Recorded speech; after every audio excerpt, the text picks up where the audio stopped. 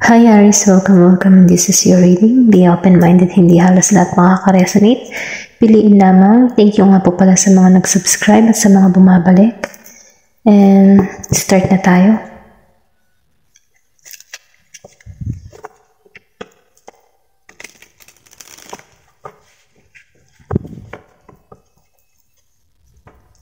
Give me the message for Aries, please.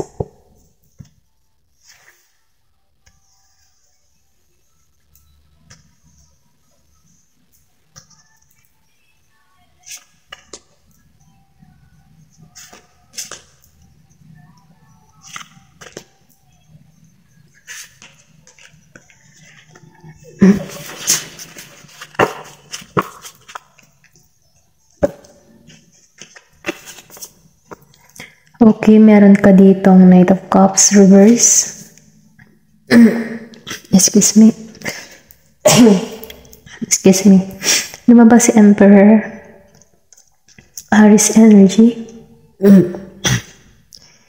Then Page of Cups reverse. And Nine of Swords upright.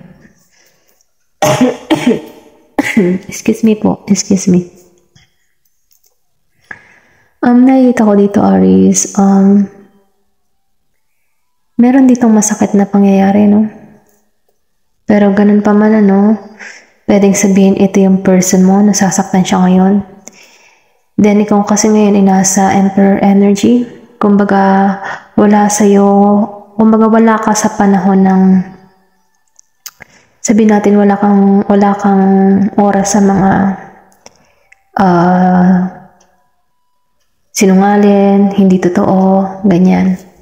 Nakikita ko rito kasi na meron ditong pangyayari na maybe niloko ka ng tao nito.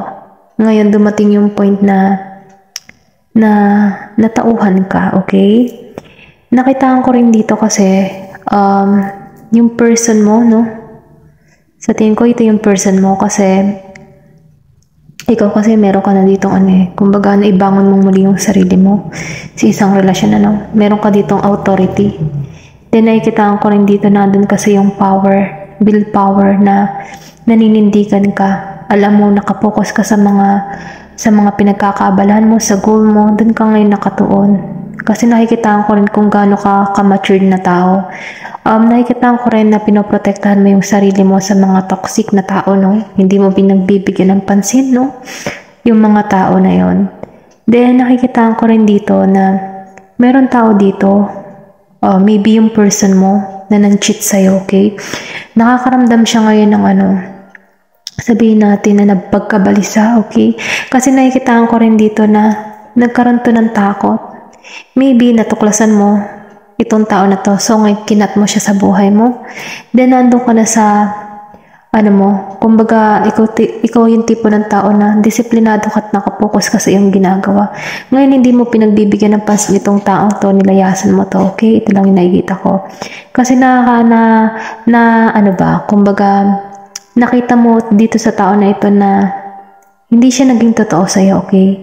Meron dito na sabing in-involve ka sa third party or pwede rin sabihin na itong taong ito ay hindi nagsiseryoso.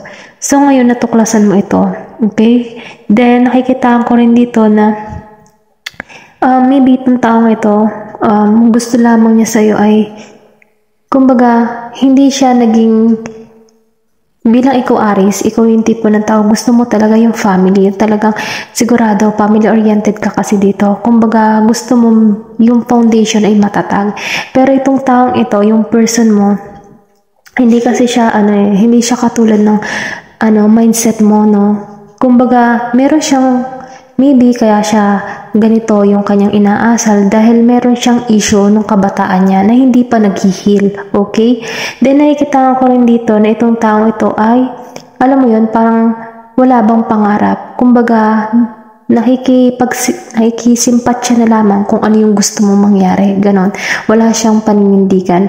Siyempre, bilang ikaw na isang Emperor energy, gusto mo yung magiging kapareha mo ay merong paninindigan at merong pangarap. Yung magkakaroon kayo ng maganda at magandang samahan. Kumbaga may teamwork. Pero itong isa kasi hindi mo siya nakikitaan.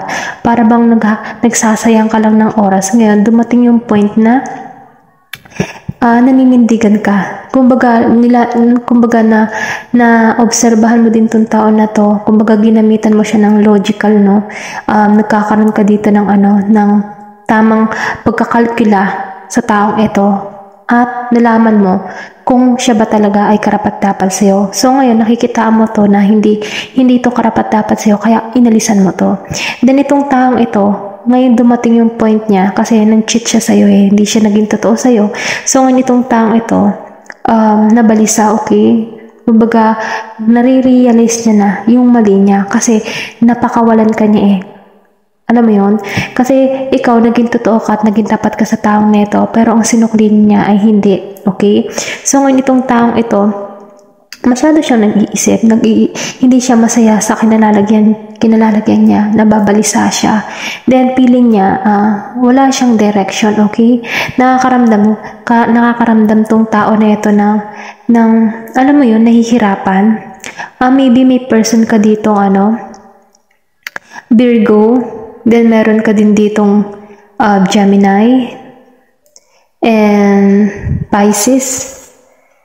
Then may nakikita rin ako dito Gemini, Pisces, and Virgo. Meron ka din Aries na person, no?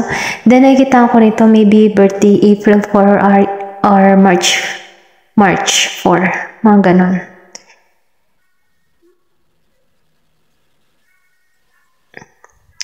March 4, April 4. Mga ganyan, no?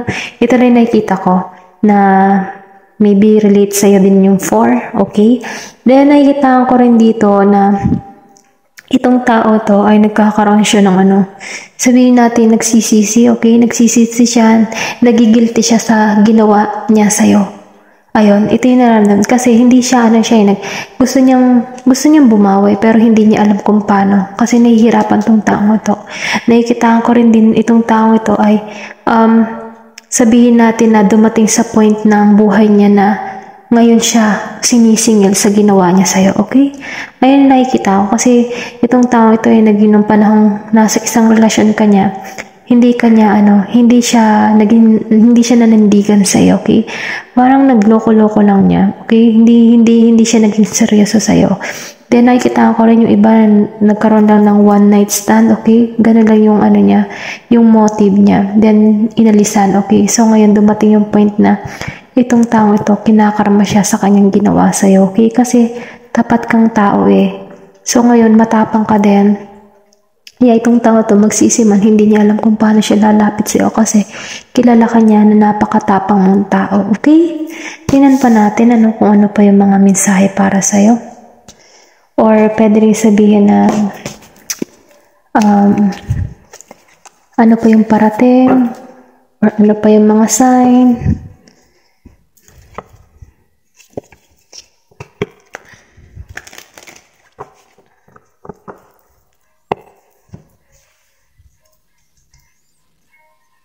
Sa tingin ko tong tao ito hindi rin nakakatulog, okay? Yung person mo. Kasi nagsisisi siya. Gusto niyang bumalik sa'yo pero nahihirapan siya kung paano. Kasi galit ka. Kasi matatag ka at may authority, okay? Okay, lumabas dito, no? Gusto ng tao nito ang kapatawaran mo. Maybe ikaw, napatawad mo na rin ang tao nito. Kaya lang, andun ka sa point ng buhay mo na hindi mo nabibigyan siya ng pagkakataon na pumasok muli sa buhay mo. Ganun yung napipil ko. Pero napatawad mo siya. Then nakikita ko, itong taong ito ay nagmamatyok sa'yo. Maybe nag-i-stalk siya sa social media mo. Okay? Binabantay na. Kumbaga binabantay yung bawat galaw mo. Pero ikaw, nandun ka sa peace of mind mo Kumbaga pinoprotektahan mo yung kapayapaan mo kasi ayaw mo maranasan yung ganung sakit. Okay? Then, nakikita ko rin dito, confusion. Itong taong ito nalilito. Okay? May pagkalito. Sobra siyang nalilito sa sitwasyon niya ngayon. Hindi niya alam kung paano siya lalapit sa'yo. Pero ganun pa man kasi lumabas ng confusion, then lumabas din tong anxiety, okay? May pagkalito. Pero ganun pa man, kahit nalilito siya, meron pa rin taong kumbaga meron dito sa tao na to, ginagabayan siya para maging siyang matuwid, okay? Kasi syempre, nakikitaan ko rin tong tao to, kahit ito'y nakagawa ng hindi maganda sa'yo, mabuti pa rin naman tong tao na ito. Yun nga lang, maybe nagkamali nga lang siya ng tao na niloko, okay? Pero nakikita na ka ng tao na ito na ikaw yung talagang pangmatagalan. Kaya lang, hindi niya alam kung paano siya babalik sa'yo. Ngayon itong taong ito, hindi ka mawala sa isip na ito, okay? Kumbaga, maybe napapanaginipan ka ng tao na ito. Then, nararamdaman kasi din ng tao na ito, ikaw yung soulmate niya. Kaya lang, hindi niya alam kung paano siya makakalapit sa'yo. Maybe, itong taong ito, itong nagbigay sa'yo ng sakit, no? Soulmate mo to, okay? Nagpapahiwatig na maybe dumating ka sa buhay ng tao na ito para ba matuto, or pwede rin sabihin na maging aral ka sa tao na ito para maging siyang matuwid, ano? Kasi itong taong ito meron siyang childhood issue na hindi niya pa na-heal. So dumating yung point na dumating ka sa tao na ito para mabuksan siya, magising siya, okay? Ginigising ang taong ito. Then nakikita ko rin dito na minamahal ka ng tao na ito kasi lagi ka na pumapasok sa isip na ito, okay? Ayan, kung makikita mo, open yung yung third eye, then may mata, then naiisip tong babae. Naiisip ka ng tao na ito, no? Ayan. Okay. Tingnan pa natin, kung ano pa yung lalabas sa kung anong mangyayari.